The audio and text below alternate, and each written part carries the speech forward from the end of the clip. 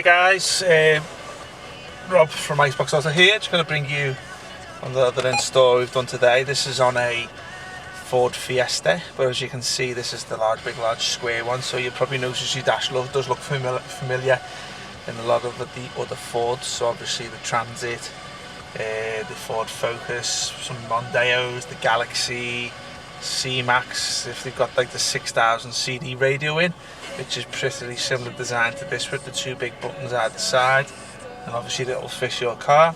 Work with the steering wheel controls, as you can see on my one beeping there. Now you can switch that beeping off if you don't want it on there, but obviously I'll just leave it on for the customer and he can just decide himself. So this is our RBT 5629 range, which comes in let me try to think, two colours. So you can either go for the black version, or there's a silver version which you can go for, which tends to be quite rare, but as I say, well, the silver or the black would have fitted either in this car today. This comes with a 232 gig standard of RAM on the system and a core processor. You can increase it to 464 gig if you wish, and you can add a few little things like the DSP sound processor and CarPlay, Android Auto app if you want to add it onto it there, which can be done in the sale page by clicking on the little tick box. The customers today has gone for the built-in CarPlay and Android Auto, which works in conjunction with your phone and bringing your apps over there. So if I just go straight to it, you find it on the Z-Link app here, and as I say, I've already tuned it in for the purpose of the video, and as you can see it's brought over a lot of applications from my system. So as you can see, anything like DAB radio apps and GPS maps, Spotify maps. I can't do anything like YouTube or Netflix, but you can do that on the Android side. So if I'm coming outside of there, we can basically go into the application center here, which basically I'll just run through a few apps there. Just 1 second. So it comes with Google Maps pre-installed, which you can see there. You can assign any Navi map over to this icon here, just in the settings. So if you want to download Waze and then put it onto this here, you can do.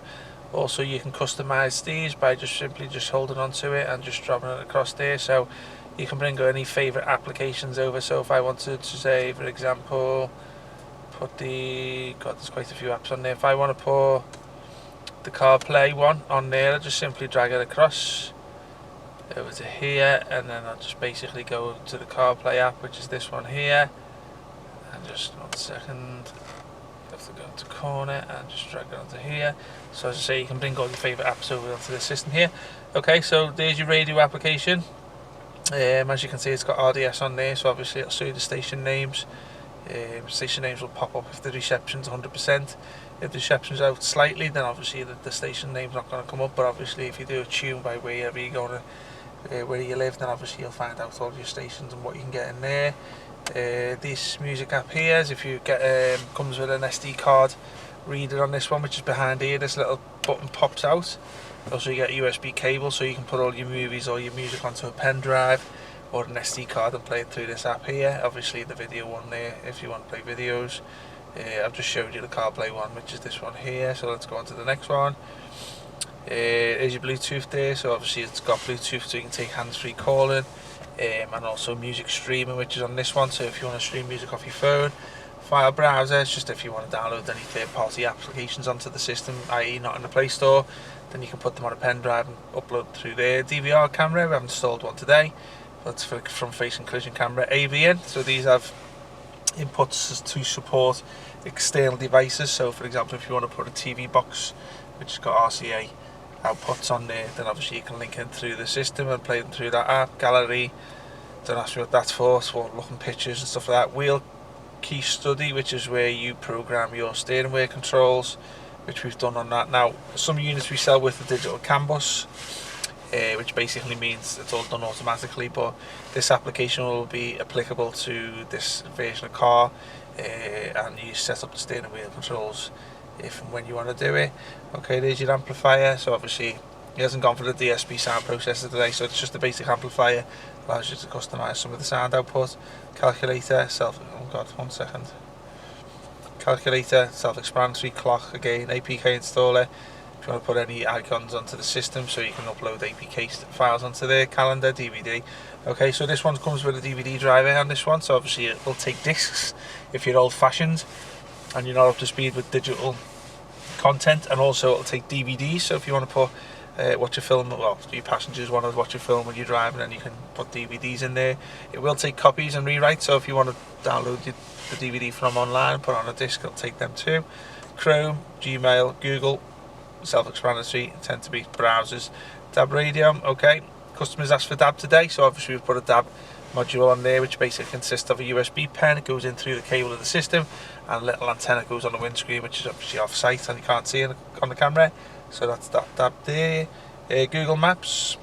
This is an internet based app, so it needs a data connection with your phone or a SIM card, or a dongle should I say. So basically this will give you maps once it's got a data connection, but obviously it's an online map, so it's not going to show you anything because I haven't got my Wi-Fi connected.